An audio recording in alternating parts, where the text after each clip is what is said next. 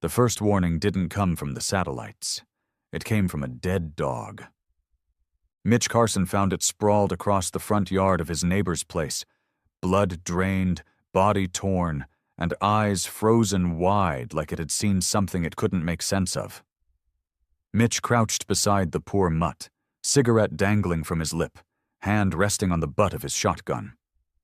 Something about the way it was laid out didn't sit right. Not a single scavenger had touched it. No flies, no buzzards, just silence, and the wind cutting across the Idaho plains like a knife. His gut said what he didn't want to believe. Something unnatural was in the air. And when a man like Mitch felt that in his bones, you listened. He wasn't a scientist or a soldier anymore. That life had burned up years ago in black sites and jungle dust. But he knew death. He knew what it looked like, and more importantly, he knew what it didn't look like. And this wasn't coyotes. This wasn't disease. This was surgical. By sundown, 6 more animals were found the same way. Deer, cattle, a bear up in the hills, all mutilated and left behind like someone had been experimenting. The government didn't say a damn thing. No news, no emergency broadcasts, just more silence. Then came the lights. Not meteors, not aircraft. White-hot streaks tore through the atmosphere, but instead of crashing, they hovered. Silent, unmoving, glowing like eyes in the sky. People started filming, uploading, laughing at first. UFOs again, until the power started flickering and the cell towers dropped one by one like dominoes. Within 12 hours, every major city across the globe lost contact. The first attack happened in Johannesburg, then Manila, then Rio, and then New York. Laser bursts, gravity bombs, drones. They hit hard, fast, and clean, like they weren't trying to take over, just erase. Every military base hit first. Every resistance crippled. It was coordinated, clinical, and without mercy. But they made one mistake. They hit the cities, not the people. Not the ones like Mitch. At 2:13 a.m., 48 hours into the invasion, a low hum crawled across the earth like a pulse. It hit Mitch like a migraine through the spine. He dropped his coffee and stumbled back into the kitchen counter, every light in the house going red. Something had landed nearby. He didn't panic. He didn't call for help. He did what men like him were built to do. He loaded. The old steel case M4 under his bed. 3 magazines, 1 sidearm, combat knife, NV goggles from a box he swore he'd never open again. He stepped outside, and the ground trembled. Over the ridge, in the field where the old irrigation pipes rusted like bones, was a shape, tall, wide, and breathing blue light. It pulsed with that same damn hum that made his teeth hurt. Something was inside it, working, moving, preparing. And that was when he saw them. 3 figures. Not human. Long-limbed and armored in plates that shimmered like liquid shadow. They walked slow, scanning the ground like they were studying ants. One raised a weapon. Not a gun. Something worse, alive and twitching in its grip. They didn't see Mitch yet. He raised the rifle. He didn't pray. He didn't think. He fired. The first shot cracked the silence like lightning splitting a tree. The alien's head snapped back, spraying black fluid like ink. Its body fell and didn't twitch. The other 2 turned, fast as hell, but not fast enough. Second shot clipped the shoulder, third hit dead center in the chest. Armor cracked. The thing screamed. But they didn't run. They advanced. And Mitch grinned. Because that was the other mistake they made. They thought humans would be easy. The first one went down easy. Too easy. Mitch had seen death before, but this thing wasn't like any man he'd shot. Its body didn't collapse in the same way. It jerked, twitched like a puppet whose strings got cut wrong. The armor on its chest cracked open, revealing something pulsing underneath, like exposed organs breathing black mist. Not blood, not smoke. Something else. Something that moved like it was alive. The second one didn't give him time to study it. It screamed. Not with sound, not really. It was a pulse, a vibration in the skull that felt like teeth grinding from the inside. Mitch staggered, blinked hard, and fired again. The round missed. The thing came at him fast, a blur of dark metal and bone-thin limbs. It wasn't carrying a gun. It was the weapon. One of its arms unfolded into a curved blade that rippled like heat waves. Mitch dove sideways just as it slashed, the blade cutting clean through his porch railing like it was butter. He rolled into the dirt, brought up his rifle, and squeezed off 2 more rounds. First shot hit the creature's side. It hissed, stumbled, but didn't fall. Second shot went wide again as it lunged. Mitch threw his body backward, hit the ground hard, and felt the breath slam out of his chest. It stood over him, blade arm rising. He didn't think. His hand went to the knife on his belt. His body moved before his brain caught up. Decades of instinct burned into the muscle. He drove the blade straight into the creature's exposed midsection, past the cracked armor. It screamed again, that same psychic burst of pressure that made him wince. But he kept pushing. The knife dug deeper. The creature convulsed and dropped to its knees. He twisted the blade. It stopped moving. And he lay there, panting, chest heaving, staring up at the stars. 2 down. He didn't see the third one at first, but he felt it. Cold. A sudden shift in the air, like winter, moved through him. He rolled just in time as something shot past where his head had been, a bolt of crackling blue energy that vaporized the dirt. The rifle was gone. He'd dropped it in the scramble. No time to look. No time to think. He ran. His legs burned as he sprinted through the field behind the house, his breath sharp and ragged. Old instincts kept him low, weaving between fence posts and rusted tractors. He knew the land. They didn't. That was the only edge he had right now. He ducked into the old barn, slammed the door behind him, and shoved a metal beam through the latch. Then he listened. Silence. No footsteps, no hum. Just the sound of his heart hammering like a drum in his ears. And then, a whisper, not a voice. A thought. Uninvited. Slithering into his mind like smoke under a locked door. "We see you." He backed away, nearly tripping over a rusted plow. His hand found an old wrench on the workbench, useless against energy weapons, but it felt better than being empty-handed. Then the wall exploded. A blast of blue light ripped through the barn, shattering wood and hurling him back across the floor.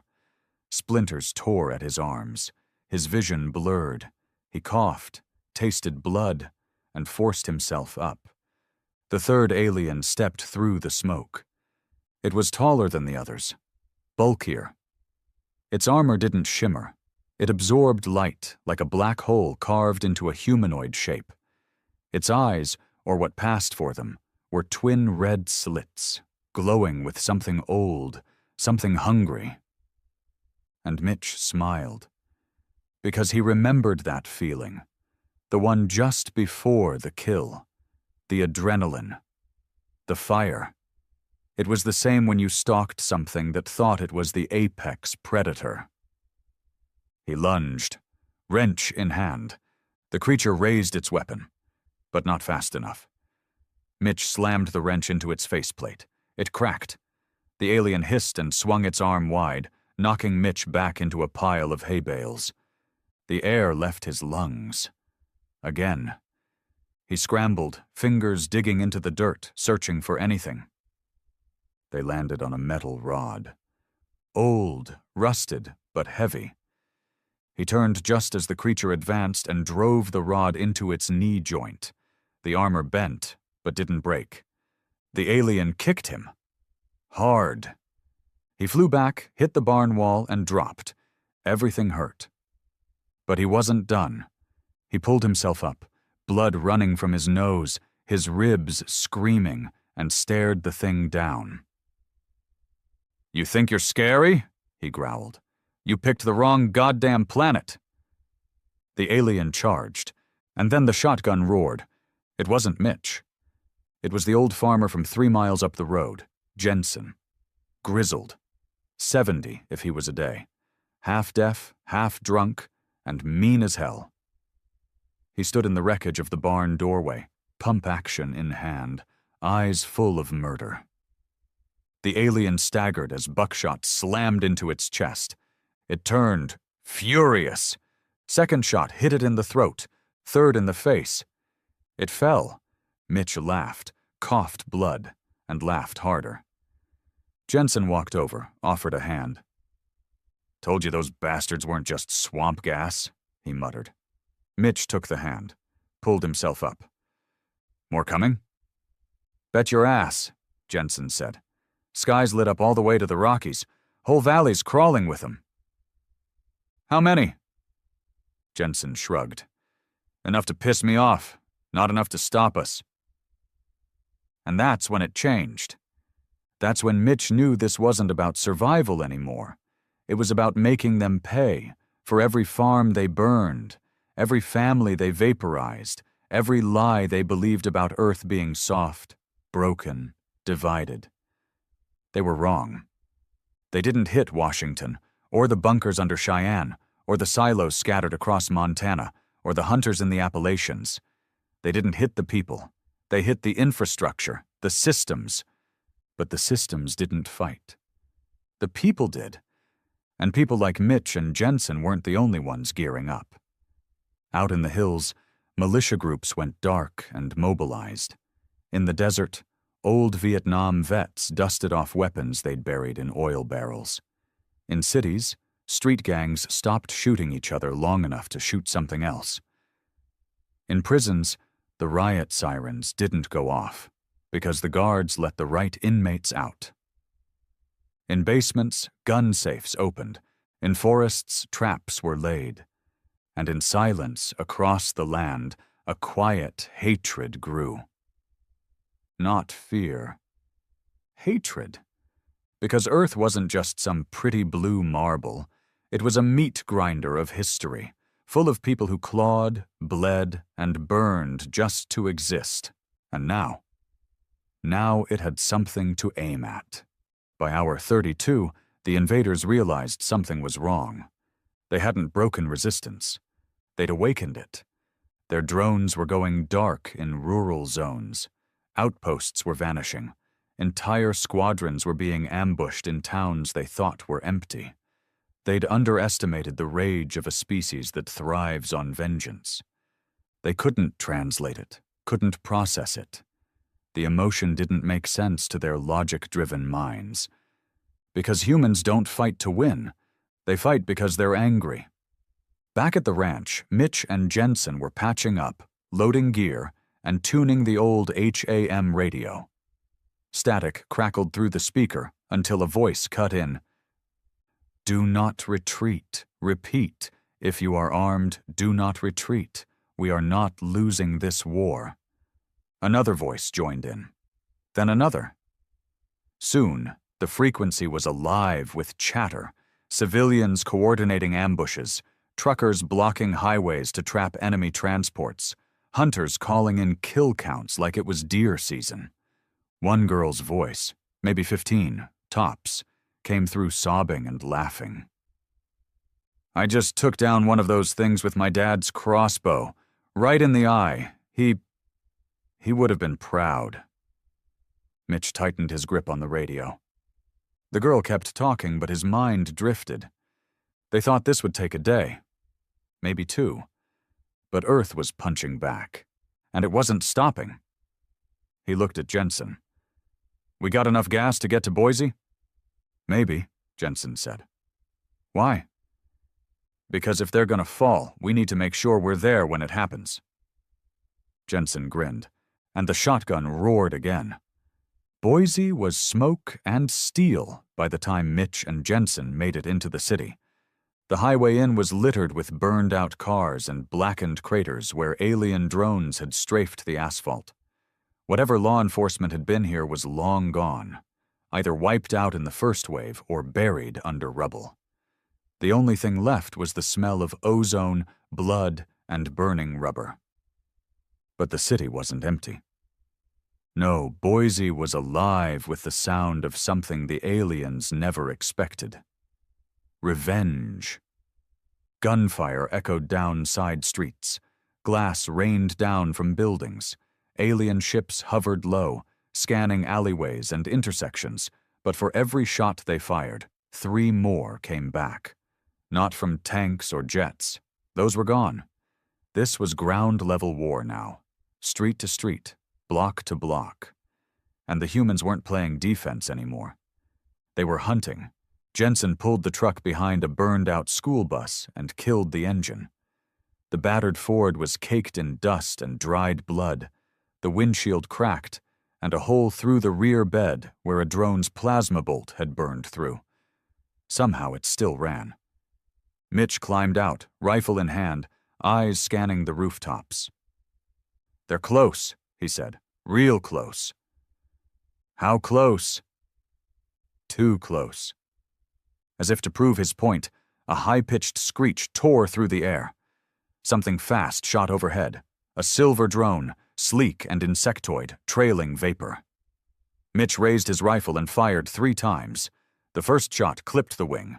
The second hit the body. The third made it fall. It crashed into a hardware store sign and exploded in a burst of white-blue flame. Jensen whistled low. "Good shooting." Mitch didn't reply. He was already moving. They crossed into the city block by block, weaving through alleyways and debris. They weren't alone.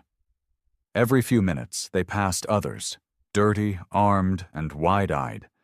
Civilians who'd become soldiers overnight.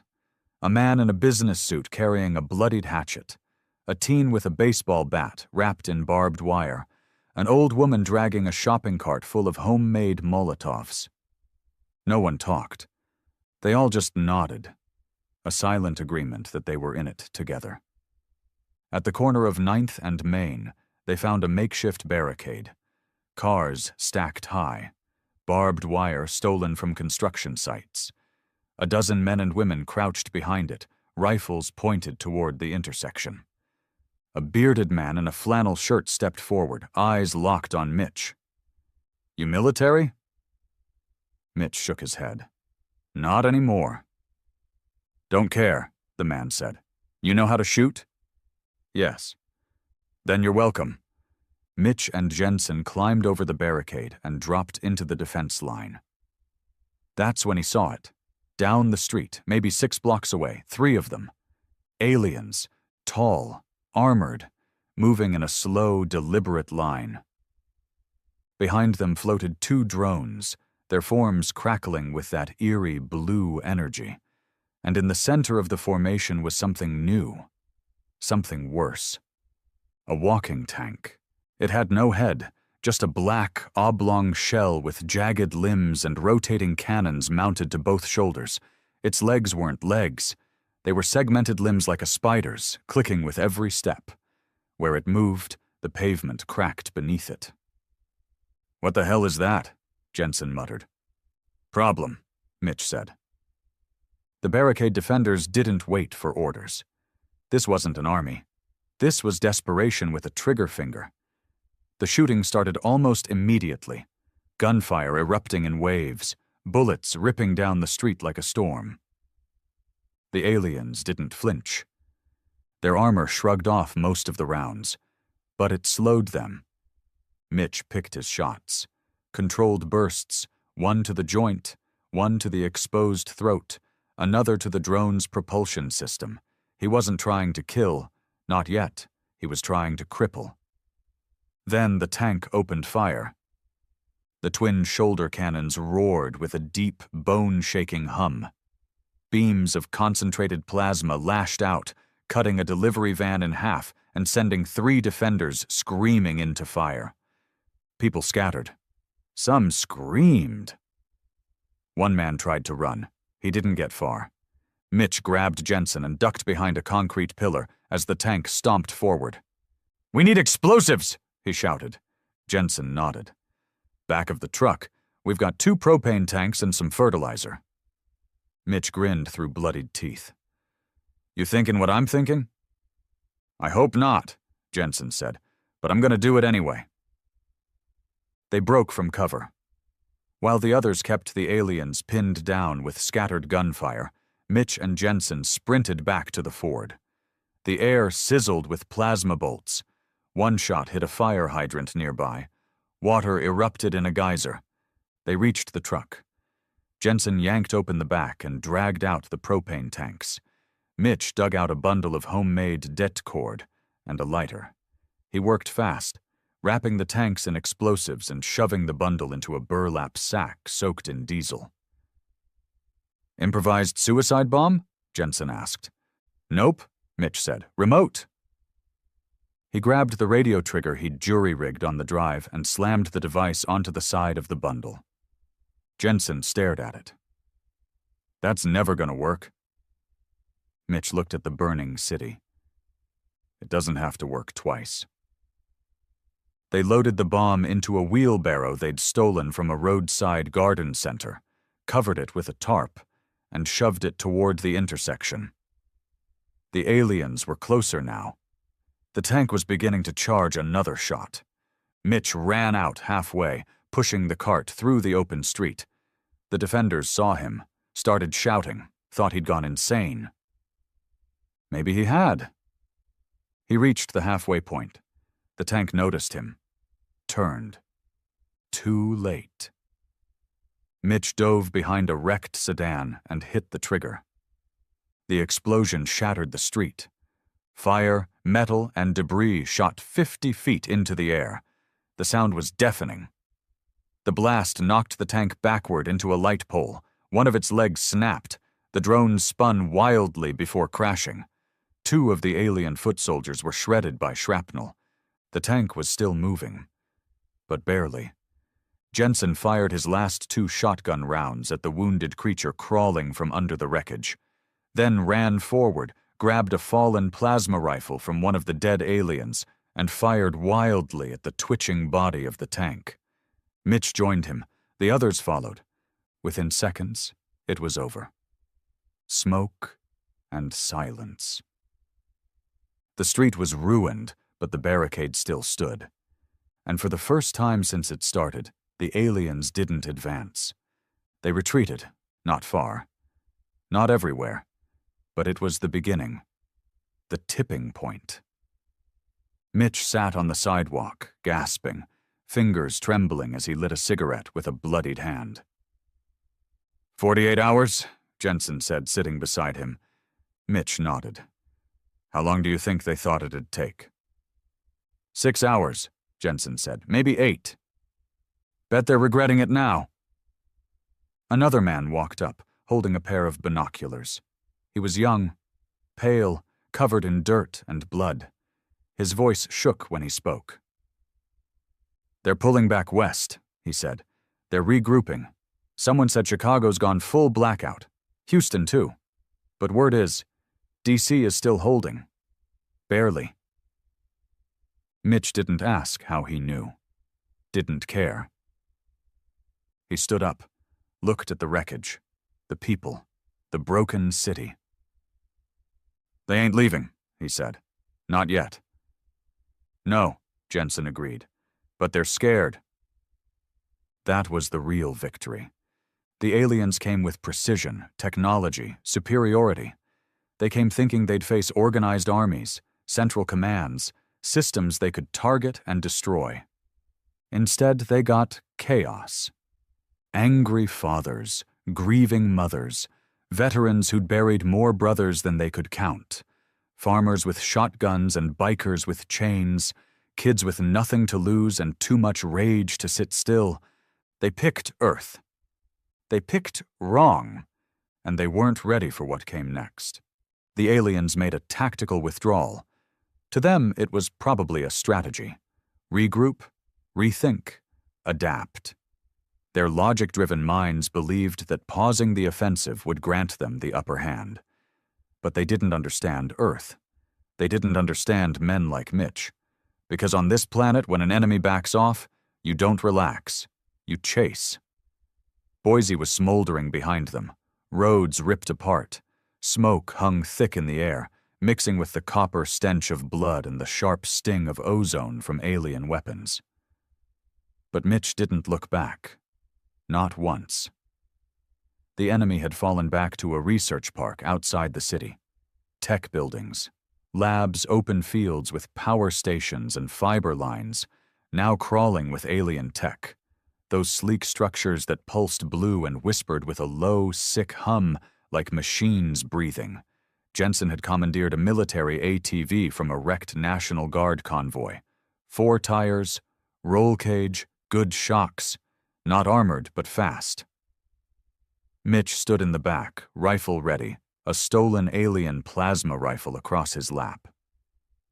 Satellite feed from a drone they didn't kill, a young radio operator had told him just hours ago. They're using that site as a command node. Could be a relay or a data hub. It's not just communication, it's control. If we hit it, we cut the strings. And that's all Mitch needed to hear. Jensen drove like a madman, swerving around rubble, pushing through scorched fields, eyes locked on the horizon where the alien tower loomed like a glass needle in the earth. The closer they got, the more the world changed. The grass wilted, the trees leaned away. Static buzzed through their radios. Even the animals had vanished. Then came the smell. Burned metal. Oil. Something artificial trying to mask rot. As they crested the final ridge, they saw it in full. The alien installation. It had risen like it had been grown, not built. Smooth black walls curved inward toward a central spire. The structure hummed, glowed. Inside, something moved. Not creatures, machines, dozens of them, spherical drones, spider-legged walkers, floating orbs that blinked with red eyes. Jesus, Jensen muttered. That ain't a base, it's a hive. But Mitch wasn't thinking about what it was. He was thinking about how to kill it. We'll hit it from 3 sides, he said, turning to the small team behind them. Just 7 people. That's all he had. A teacher, a mechanic, a retired firefighter, a pair of ex-cons, and a teenage girl who hadn't spoken since the day her dad got turned into ash in front of her. 7 people. But all of them angry. All of them willing to die. He nodded at the group. You see anything that moves? Drop it. Don't wait. Don't hesitate. And don't assume they can't bleed. The girl, pale, eyes hollow, cocked the pump on her shotgun. Didn't say a word. They moved in silence. They split up just before the first checkpoint. The drones were active, hovering between the perimeter pillars, scanning for anything biological. But they weren't expecting humans to come to them. Mitch crouched low behind a power node, raised his alien rifle, and let the first drone drift closer. Then he fired. The bolt of blue plasma cracked through the air and hit the drone square in the center. It exploded mid-air, raining sparks and hot metal across the grass. Alarms shrieked, the hum changed pitch, and then hell broke loose. Mitch ran. He sprinted for the main wall, Jensen beside him. The ATV long abandoned. Behind them, gunfire echoed, real bullets and alien blasts crisscrossing the sky. Something exploded behind the northern generator. The teacher's group was already engaging. One of the spider drones leapt out from the shadows. Jensen blasted it with a stolen plasma pistol, direct hit to the core. It shrieked and burst, sending hot black fluid spraying across the asphalt. They reached the wall. No door, no hatch. Just sleek black material that looked more like skin than steel. Mitch dropped his rifle, pulled the DT cord from his vest, and started wiring it across the base of the structure. "Cover me," he barked. Jensen turned, firing wildly as another drone charged them. The teenage girl, silent, furious, appeared from the side and took the shot. Clean, straight into its optic, the thing collapsed like a sack of meat. The charge was set. Mitch hit the detonator. The wall blew open, and that's when they heard the scream. Not human, not mechanical, something deeper, primal, like metal grinding through bone. The spire pulsed red. The sky flickered. Inside the walls weren't walls. They were veins. The hallway throbbed with blue light that moved like blood. Cables pulsed along the ceiling. The floor was slick under their boots. Not with blood, but something worse. Something synthetic, but warm. They moved fast. No one spoke. There was no time. Alien figures moved inside the hive. Tall, armored things that looked like commanders. Less like soldiers. More like priests. They floated, not walked. Limbs curled under their robes of glimmering darkness. One raised its hand. The room flashed white. Mitch ducked just as a bolt of heat slammed into the floor behind him, melting the tile. He fired twice, missed. Jensen didn't. His plasma pistol ripped through the thing's torso. The creature collapsed, limbs twitching. They pushed deeper, down a central corridor into what had once been a data center. Servers, towers, tech, all twisted into something unrecognizable. Alien runes floated in the air like smoke, and at the center, the core, a sphere, floating, pulsating with dark light, cables running into it from every wall. "This is it," Mitch said. Jensen nodded. "You got the second charge?" Mitch reached into his pack and pulled it out. Just enough explosive to crack concrete, but laced with thermite and accelerants, homegrown chemistry. Good enough to burn through anything. As he set the charge, something screamed again. Louder, closer. The wall split open. 3 of them stepped through. Tall, armored, eyes glowing red. Elite units. The firefight was instant. Jensen took a hit to the shoulder, went down hard. The girl screamed, emptied her shotgun into one, but it kept coming. Mitch fired, switched to his sidearm, then dove across the floor, slamming the detonator into the side of the core. He turned, rolled, and slammed the trigger. The world vanished in fire. Mitch woke up coughing. The ceiling was gone. The spire was gone. The sky was black with smoke. Ash fell like snow. He looked around. Rubble everywhere. Bodies, human and alien. Jensen was alive. Barely. The girl was sitting against the wall, shaking but alive. The core was gone. Completely gone. Whatever signal the aliens had been feeding through that relay, it was dead. Across the country, reports started flooding in, drones falling from the sky, walkers freezing mid-step, ships veering off course. The command net was failing. The hive mind cracked, their coordination gone. Mitch stood on the rubble, rifle slung across his shoulder, covered in blood and dust. He looked at the broken sky, and he smiled. 48 hours, he muttered. Should have picked a different planet. The first thing Mitch noticed was the silence. No hum in the air. No psychic pressure crawling in the back of his skull. No drones buzzing overhead, scanning the ground for human heat signatures. Just whined through broken windows and the soft crackle of dying fires. It was eerie. After 2 straight days of chaos, gunfire, and death, the absence of noise felt unnatural. Wrong, even, but also good. Jensen leaned against a pile of rubble, arm in a sling, face half swollen and bruised. He was chewing on a toothpick like it was the last bit of defiance he had left. "You think they're gone?" he asked. Mitch didn't answer right away. He was too busy looking through the alien wreckage that had once been their command node. Whatever that floating core had been, it had done more than just control drones. It had held their coordination together like glue. Without it, the enemy had fractured, and fractured enemies were easier to kill. "They're not gone," Mitch finally said. "They're scattered." "Same thing, far as I'm concerned." Mitch shook his head. "Nah, scattered's worse. It means they're scared, desperate, and that makes them dangerous."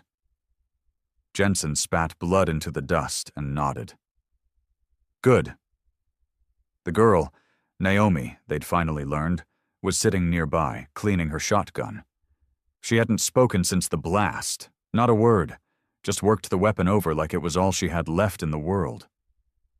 Maybe it was. They all carried scars now. Not just wounds, but real scars. Mental ones.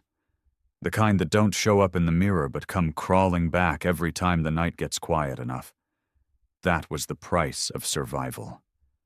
But survival wasn't enough anymore. This was about vengeance now. Reports were flooding in from every direction. Shortwave radios lit up with chaos. Not alien attacks, alien retreats. In Texas, farmers had shot down a mothership using modified grain silo missiles. In Detroit, mechanics turned tow trucks into battering rams and bulldozed a skimmer ship into a crater. Chicago had gone full blackout, then came back online with a single chilling message. "One left. We're hunting it." Mitch listened to each message like a sermon, and every one of them meant the same thing. Earth wasn't losing, it was winning, but winning wasn't the end. You don't stop a fire halfway through a forest. You burn it all. 3 hours later, Mitch was standing over a map of the valley, marked with locations the aliens had tried to control. One in particular stood out, an old NORAD satellite installation tucked into the mountains, long abandoned, decommissioned. Nothing there worth stealing. But according to the last radio burst from a surveillance drone, it was glowing like a damn Christmas tree. "They're regrouping," Jensen said, pointing to the site. "Trying to hold a last node together. Might be a fallback plan, maybe even a distress beacon." Mitch stared at the red circle on the map. "No," he muttered. "It's not a beacon, it's a door." Jensen frowned. "You think they're trying to leave?" "No," Mitch said, his voice low. "I think they're calling more." That single sentence changed everything. If the aliens were reaching out, trying to signal another wave, a reinforcement fleet, or a planetary extermination protocol, then everything they'd done so far would be for nothing. All the bodies, all the sacrifices, all the blood smeared across highways and rooftops, meaningless, unless they stopped it. "Suit up," Mitch said. "We're going dark. We hit them before they hit the sky." Getting to the NORAD site wasn't easy. Roads were gone, bridges collapsed, and the woods around the mountain had gone quiet. Too quiet. No birds, no bugs, not even wind. The trees stood like witnesses, ancient, silent, and watching. They moved on foot. A team of 12 now. Survivors from Boise. A couple of vets from Oregon had heard the call and joined up. A mother and son from Utah. The kid couldn't have been older than 16, but he carried an M1 carbine and a face that didn't blink. Everyone knew what this mission was. Final strike. No reinforcements, no evac. Just them. As they approached the edge of the old installation, the trees thinned. The mountain opened up to reveal the remnants of the NORAD compound. Fencing twisted, guard towers melted like wax, concrete bunkers turned inside out. In the center stood a new structure, alien-built, black and smooth, like a needle driven into the earth. It pulsed with faint red light, and at its base, something opened and closed like a breathing lung. Cables ran from it like veins, connecting into dead satellites, rusted dish arrays, and underground tunnels. It was alive, and it was listening. Mitch didn't wait. He led the charge down the hillside, gunfire erupting as the first wave of resistance met them. No more drones, no more spider walkers. These were aliens, real ones, on foot. And they weren't coordinated anymore. They came at the humans like animals, clawed, hissing, wild. Their armor glitched, half-cracked, weapons sparking. Some carried plasma blades, others just sharpened bone. They'd lost their technology, and without it, they were just meat. And humans were very good at killing meat. Mitch dropped 2 with clean headshots. The kid, Elijah, blew the leg off another one and finished it with a boot to the throat. Naomi moved like a ghost, shotgun blasting holes into anything that moved too fast. Jensen lobbed a stolen grenade into a cluster of them and didn't even duck when it blew. They pushed forward up the ridge toward the tower. Alien bodies piled up behind them. Blood, thick, black, and reeking, soaked into the dirt. The air stank like a slaughterhouse. By the time they reached the base of the spire, only 6 of them were left. Mitch, Jensen, Naomi, Elijah, one of the Oregon vets, and the mother, hands trembling, eyes hollow, but still moving. The breathing door opened. Mitch stepped inside first. It wasn't a room. It was a womb, warm, wet, organic. The inside of the tower pulsed with light. Screens blinked with strange symbols. In the center, a figure stood. Tall, thin, wrapped in what looked like living circuitry. It didn't move, didn't speak. Then it turned, and they saw its face, human, or close to it, half covered in implants. Skin pale, eyes black. A hybrid. Mitch froze. "What the hell?" The thing raised a hand, spoke in perfect, flat English. "You do not understand what you have done." Mitch raised his rifle. "Number, you don't. You have sealed your fate. This message is already transmitting. Our kind will burn this world for what you've done. You are not special. You are—" Mitch shot it in the face. It dropped like a puppet with cut strings. The lights dimmed. The hum stopped. The pulse ended. Then silence. Real silence. Mitch walked to the center console, looked at the blinking transmitter. He pulled the charge from his belt, set it on the console, armed it. Jensen walked up beside him, smiling through cracked lips. "Tell me that's enough." "It's enough," Mitch said. "Even if it ain't, it's the best we've got." They turned, left the tower. The detonation lit up the mountain like sunrise. The spire collapsed. The signal died. And Earth lived. Back at the base of the mountain, Mitch sat on a broken log, watching the flames crawl into the sky. The air still smelled like death. But it was fading now, replaced by wind, smoke, and something that almost felt like peace. Jensen lit a cigarette, offered one. Mitch shook his head. "I think I'm done," he muttered. "Done fighting?" "No," Mitch said. "Done being surprised? We should have died 10 times over." Jensen nodded. "Yeah, but you know what the difference is?" "What?" "We're humans. We fight dirty. We fight mean, and we don't quit." Mitch looked up at the stars. He knew more would come. Maybe not tomorrow, maybe not even in a year. But someday, someone else would try. And they'd learn the same lesson. You don't pick Earth. You survive Earth. If it lets you. 3 days after the last tower fell, the skies finally cleared. The clouds parted for the first time since the invasion started, and light poured down over the mountains, the plains, the ash-covered cities. No one cheered. No one clapped. No victory parades. Just silence. And the long, aching process of waking up in a world that would never be the same. Mitch stood at the edge of a crater outside Boise. The alien relay tower had been here. Now it was gone. Blown apart from the inside, slagged into twisted shards of metal and strange bone-like pieces that still pulsed faintly in the sun. Beneath his boots, the earth was scorched a sickly black. Grass wouldn't grow here again. He lit a cigarette and watched a group of survivors pick through the wreckage. Most of them didn't speak. They moved with slow, robotic motions, eyes glazed over, as if they were still waiting for another wave to come and erase them all for good. Jensen limped up behind him, leaning on a walking stick made from an alien rib. "Used to hate mornings," he muttered. Mitch didn't look at him. "Now you love 'em?" Jensen shrugged. "I hate 'em less." They stood there in silence, the smoke curling into the air, the sun crawling slowly over a ruined skyline. In the distance, the bones of downtown Boise jutted into the sky like broken teeth.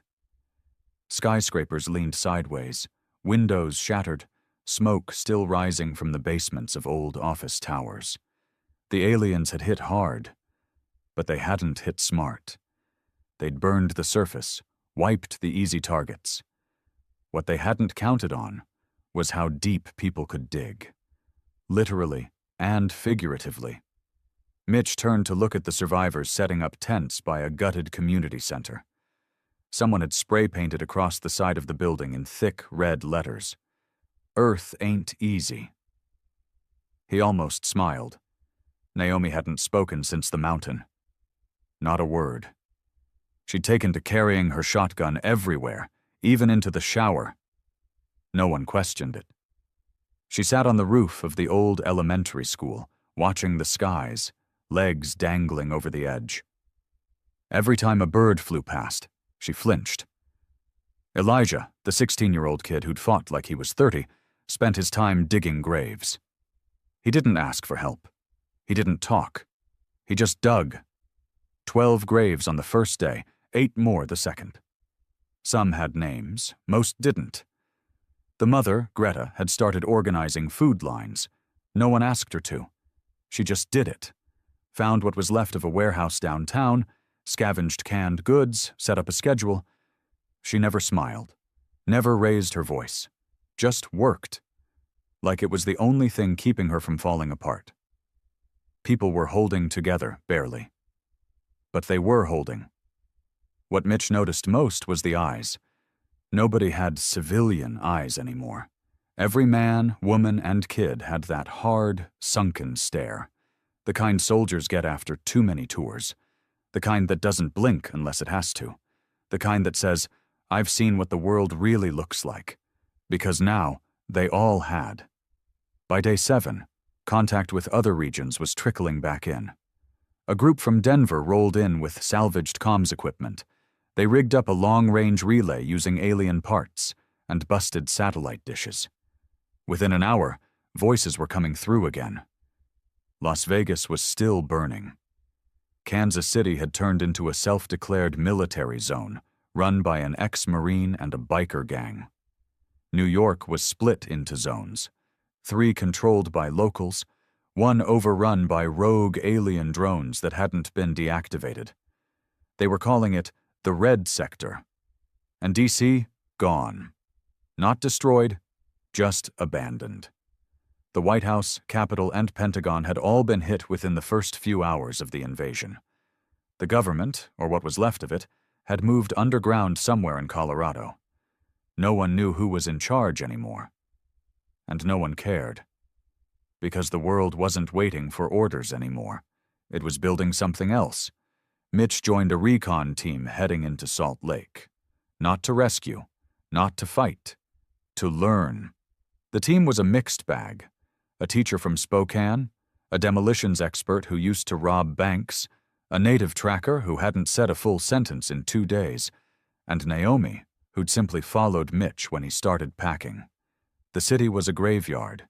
Highways buckled, buildings collapsed, piles of bones scattered across parking lots and mall floors. Not burned, stripped. Like something had torn the flesh off and left the rest to rot.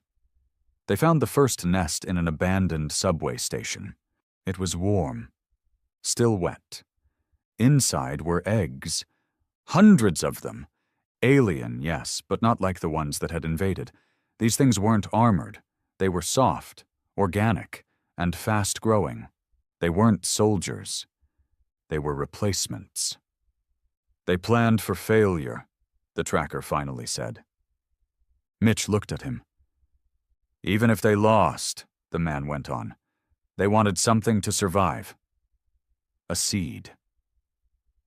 A second wave, born here.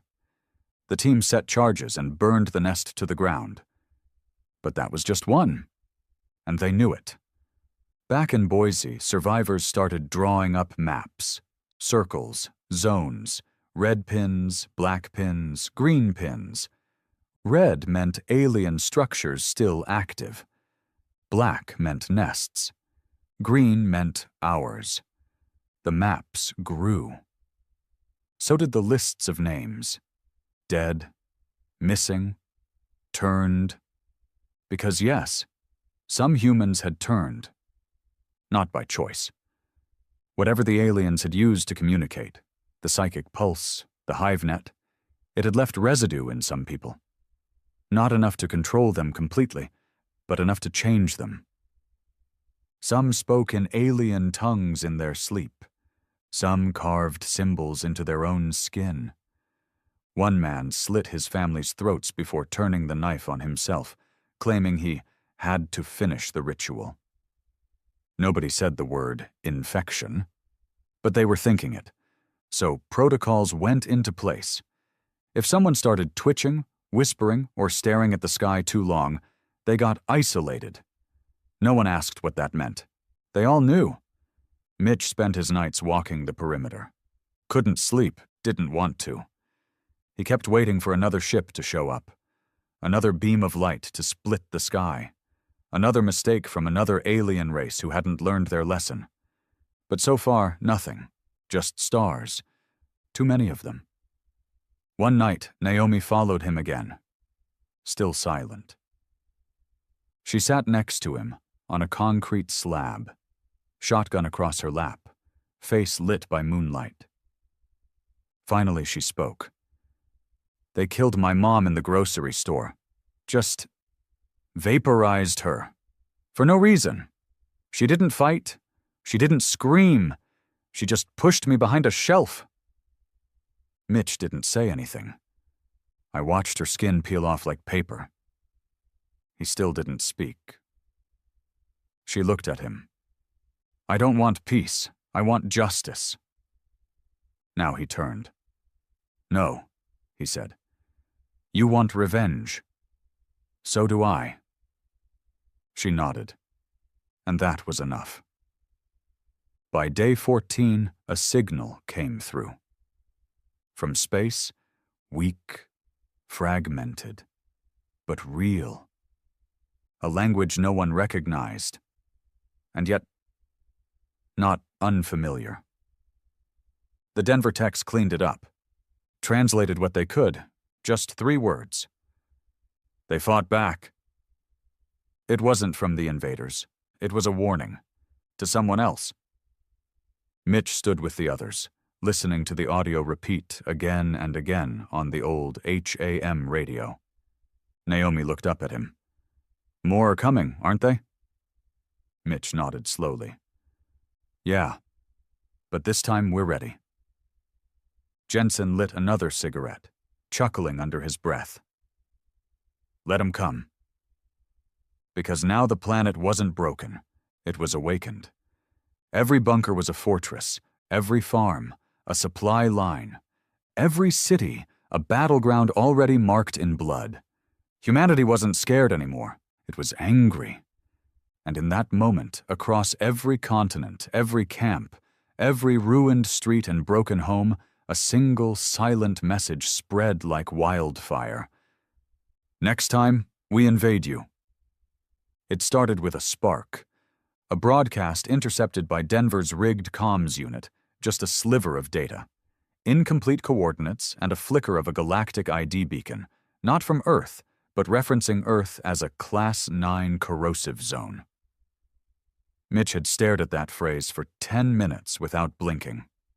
Corrosive, he muttered. That's what they think we are.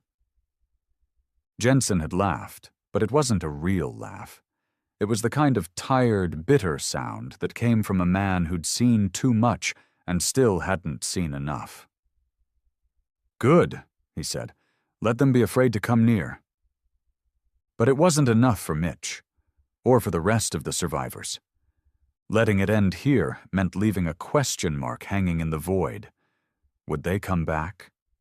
Would the next species be worse, smarter, stronger, and most important of all, how long before Earth ran out of second chances?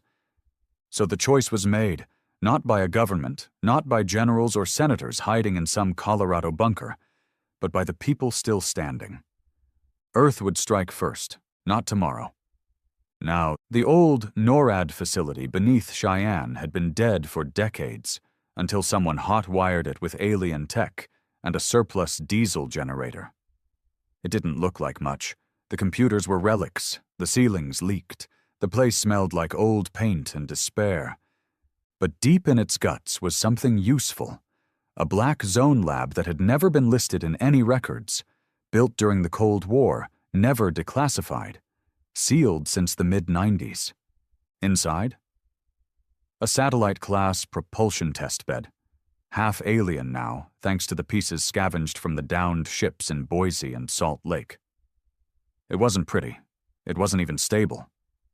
But it was enough. Mitch stood on the steel deck of the launch silo, looking up at the makeshift vessel they were calling the Black Veil.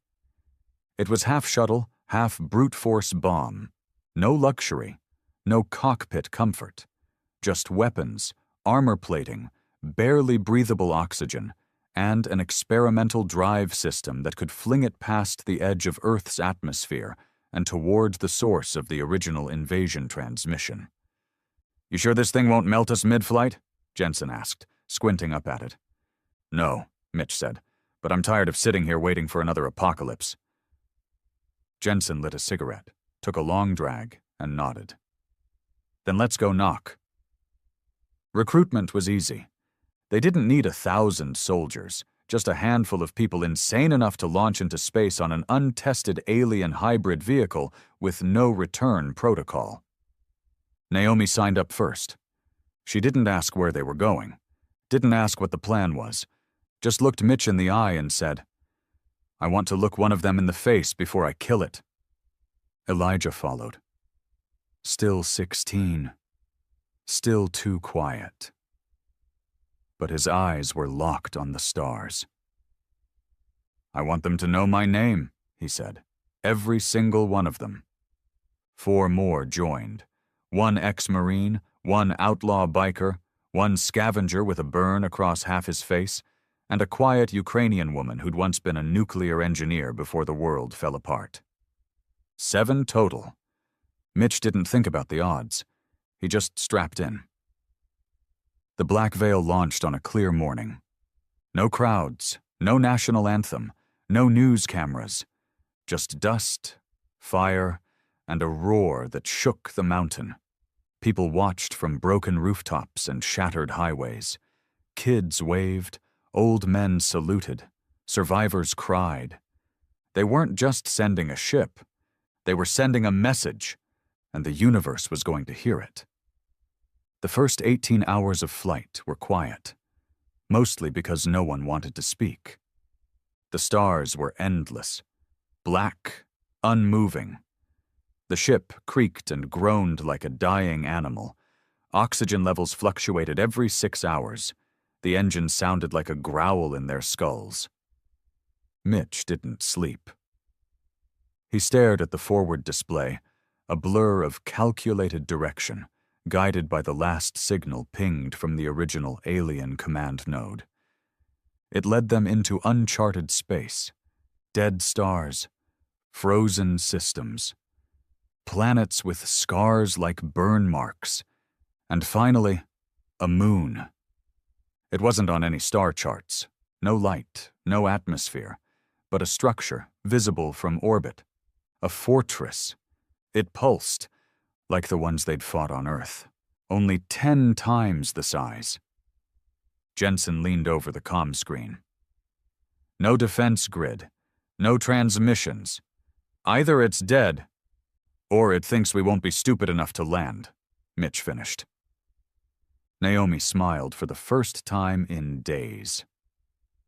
"Let's disappoint them." Touchdown was rough. The moon's surface cracked under the Black Veil's landing gear.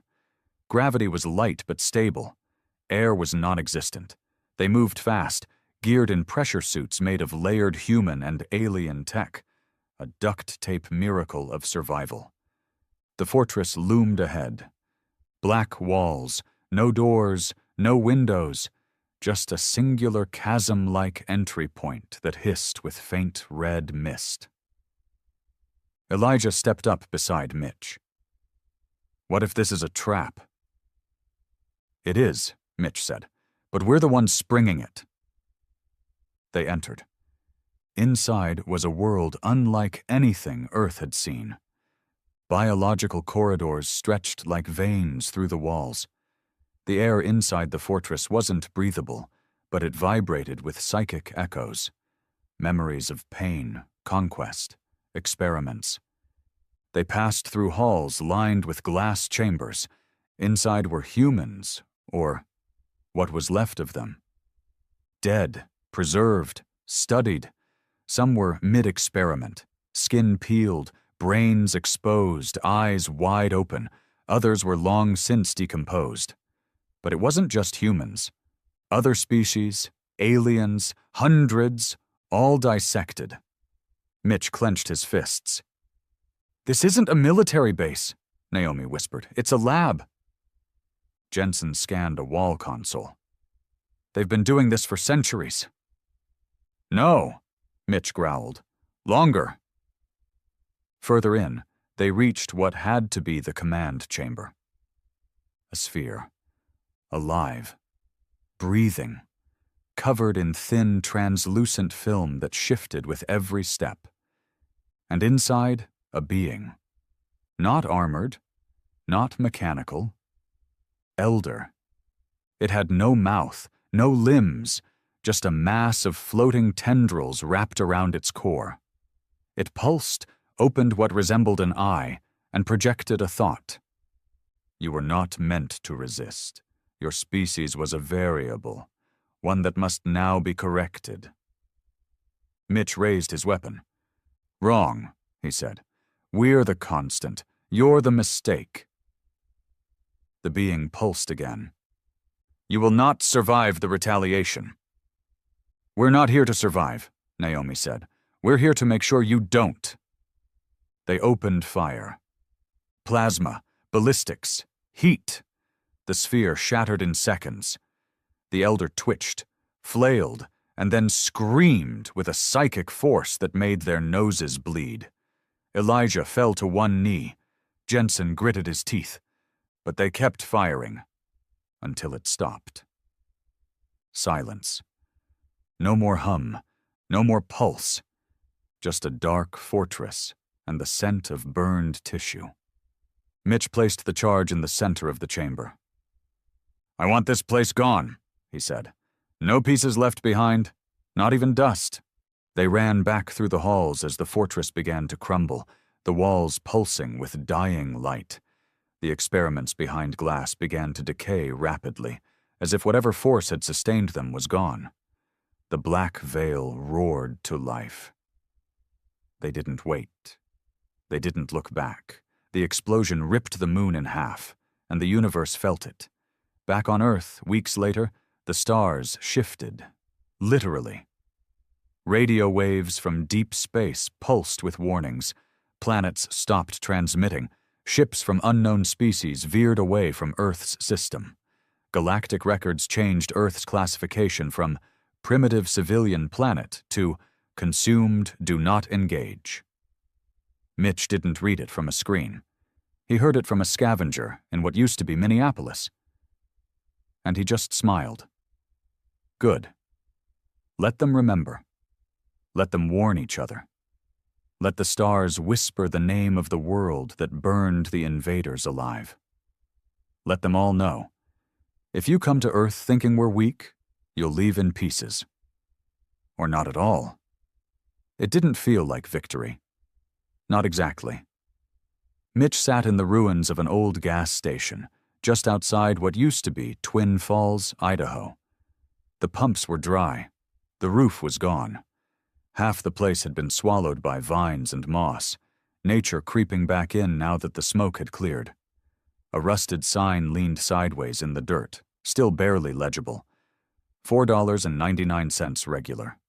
No refunds. He liked that last part. No refunds. Not in this life. A light wind blew dust across the asphalt. Naomi sat on the hood of an old Ford, legs dangling, shotgun in her lap. Her boots were torn. Her face was still streaked with grime, but she looked alive. More alive than she'd been since day one. Across from them, Elijah cleaned a broken drone's shell. Not for tech salvage, not anymore. He was turning it into armor. Shoulder plates, chest rig. Symbols carved into it now, not alien symbols. His own. The kid had changed. So had the whole damn world. They'd come back from the stars 2 weeks ago. Quietly. No headlines, no marches. Just 7 people crawling back into a fractured planet with their bones aching and their eyes burning with everything they'd seen up there. Only 4 made it back. But they'd done it. They'd wiped out the elders. They'd stopped the retaliation. They'd shut the door for good. Mitch hadn't spoken much since. Not because he didn't have words, but because words didn't mean anything after what they'd done. Not really. You can't describe a massacre with a sentence. You can't explain to a child why her father melted in front of her because an alien needed to test pain response patterns. And you sure as hell can't put into a speech what it means to look a god in the eye and kill it anyway. So Mitch stayed quiet. The world moved on around him. Cities weren't rebuilt. They were reimagined. Gone were the skyscrapers. Gone were the glass condos and overpriced high-rises that used to tower over everyone. Now there were strongholds, settlements, walled towns powered by solar rigs and protected by salvaged drone tech. Every street corner had lookouts. Every community had a militia. The flags had changed, too. Some still flew the old stars and stripes. Others had made their own. Black flags, red bands, symbols of resistance. Not because people hated the old world, but because they couldn't trust it anymore. The governments that failed them were gone, and no one was in a hurry to put them back. What replaced it wasn't lawless, but it sure as hell wasn't polite either. Trade routes were bartered, not taxed. Towns worked with other towns, or they were left behind. Justice was fast, harsh, but fair. And hanging above it all, like a ghost in the sky, were the wrecks. Alien ships, too damaged to fly but too massive to remove, still hovered in some places. In others, they'd been dragged to Earth, gutted, and turned into housing, hospitals, and weapons labs. They were reminders, the kind that bled into the soil and kept everyone grounded. Earth had been invaded, and Earth had answered. By month 3, the signal Mitch had destroyed on the moon, the one intended to call reinforcements, was confirmed to be completely gone. But something else was confirmed too. Earth had not just stopped the message. Earth had sent a new one. The data burst was simple. No fancy encryption, no diplomacy, no translations. Just one sentence, repeated across every frequency known to the universe. Earth is not your colony. Followed by a timestamp. 48 hours.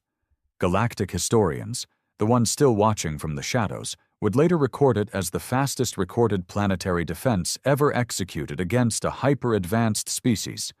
Some species refused to believe it had happened. Others labeled Earth quarantined. But there were whispers in the darker sectors. Murmurs among mercenaries and exiled empires. A story, a warning, about a planet that looked fragile on the outside. But inside, all bone, all teeth, all rage. They called it the planet that bit back. Mitch didn't care what they called it. He just cared that no one was coming back. He walked through the settlement gates with Naomi beside him, both carrying packs of medical supplies from a trade run with the Colorado sector. Kids ran through the dirt with makeshift helmets and wooden rifles. They didn't play cops and robbers anymore. They played invasion. And they always made sure the humans won. Jensen waited at the fire pit, stirring something that smelled like death but probably tasted fine. His leg was gone from the thigh down now. Alien shrapnel. Didn't slow him much. He'd built a leg out of drone parts and rebar. He grinned when he saw them. "Find anything good?" "Antibiotics," Naomi said. "Whiskey?" Jensen asked. Mitch just looked at him. "I'll take that as a no," he said with a sigh. They sat by the fire as the sun dipped low, casting long shadows across the dirt and steel walls of the settlement. The wind carried the smell of smoke and salt. Somewhere nearby, someone strummed a guitar with busted strings. No one sang, but no one cried either. Not anymore. At night, Mitch still had the dreams, not of war, not of blood, of stars, burning, cold, endless. He'd wake up sweating, hands clenched around a phantom weapon, heart pounding like he was still falling from the sky. But the dreams were changing. Less fear, more focus. Like his mind was telling him, "You're not done yet." Naomi understood. She didn't say it, but she knew. He saw it in the way she moved, always alert, always scanning the sky, never far from a weapon, like she knew there'd be another wave. Maybe not this year, maybe not even in their lifetime. But eventually, and when that happened, someone would have to answer again. Someone would have to remind the stars that Earth was no one's prize. 2 days later, the caravan came in from the east. 3 trucks, solar-powered, battered but functional. The people were lean, dirty, hard-eyed, but they had news. A new signal. Not alien, human, not from Earth. Coordinates pointed to a system just outside the Orion Arm. Someone had made it off-world. Mitch listened to the crackling message over a rusty comms unit. "This is Colony Red Delta 2. We are human. We survived. We heard the screams. We saw the lights. We saw what you did, and we're still alive. If you can hear this, we're waiting." Elijah stood beside the radio. Naomi was frozen. Jensen just grinned. "Well, hell," he said. "Guess we're not alone after all." Mitch didn't speak. He was already thinking about the next ship, the next fight, the next message they'd send, not just to another human colony, but to every damn star in the sky. You don't invade Earth. You don't enslave it. You don't study it. Because Earth doesn't forgive. It doesn't forget. And if you light a fire here, you'd better be ready to burn. Because Earth learned something in those 48 hours. It wasn't weak, it was waking up. And now? Now it was looking outward. And it was done waiting.